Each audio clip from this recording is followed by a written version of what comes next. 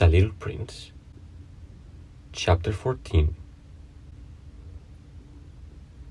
The fifth planet was very strange. It was the smallest of all. There was just enough room on it for a street lamp and a lamplighter. The Little Prince was not able to reach any explanation of the use of a street lamp and a lamplighter somewhere in the heavens, on a planet which had no people and not one house. But he said to himself, nevertheless, "It may well be that this man is absurd, but he is not so absurd as the king, the conceited man, the businessman, and the tippler. For at least his work has some meaning. When he lights his street lamp, it is as if he brought one more star to life, or one flower. When he puts out his lamp, he sends the flower or the star to sleep.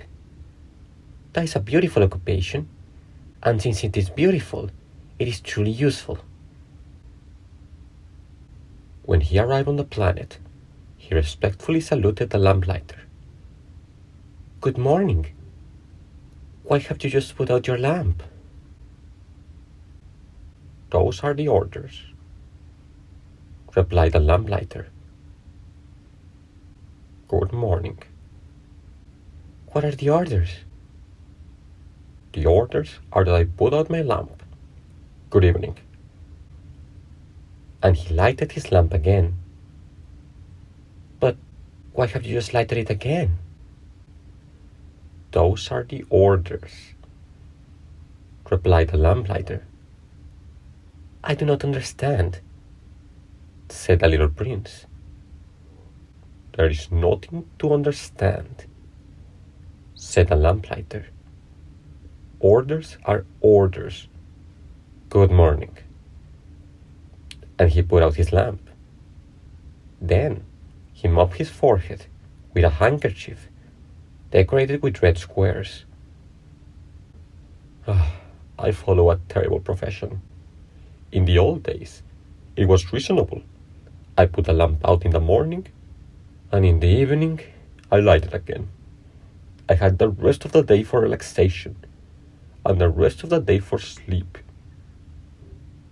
"And the orders have been changed since that time?"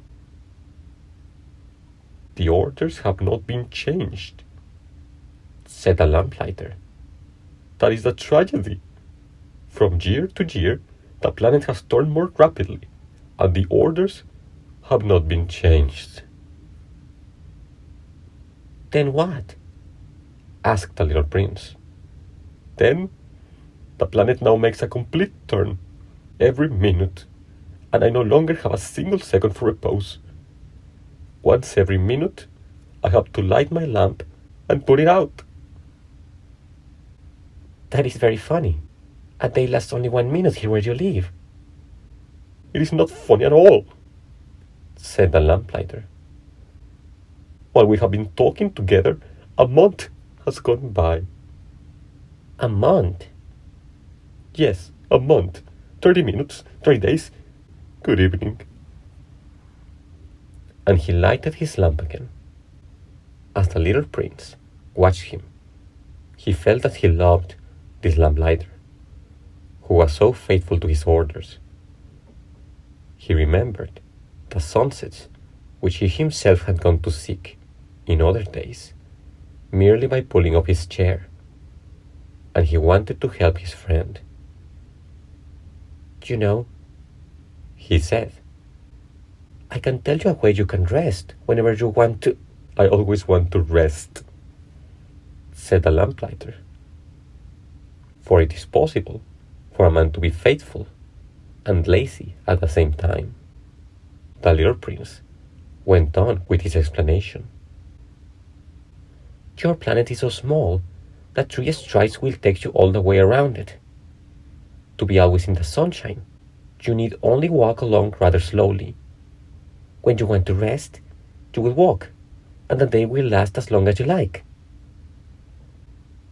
"That doesn't do me much good," said the lamplighter. "The one thing I love in life is to sleep." Then you are unlucky, said the little prince. I'm unlucky, said the lamplighter. Good morning. And he put out his lamp.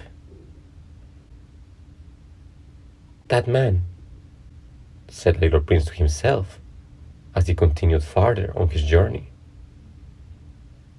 That man would be scorned by all the others, by the king, by the conceited man, by the tippler, by the businessman. Nevertheless, he is the only one of them all who does not seem to me ridiculous. Perhaps that is because he's thinking of something else besides himself. He breathed a sigh of regret and said to himself again, that man is the only one of them all whom I could have made my friend. But his planet is indeed too small. There is no room on it for two people. What the little prince did not dare confess was that he was sorry most of all to leave this planet, because it was blessed every day with 1,440 sunsets.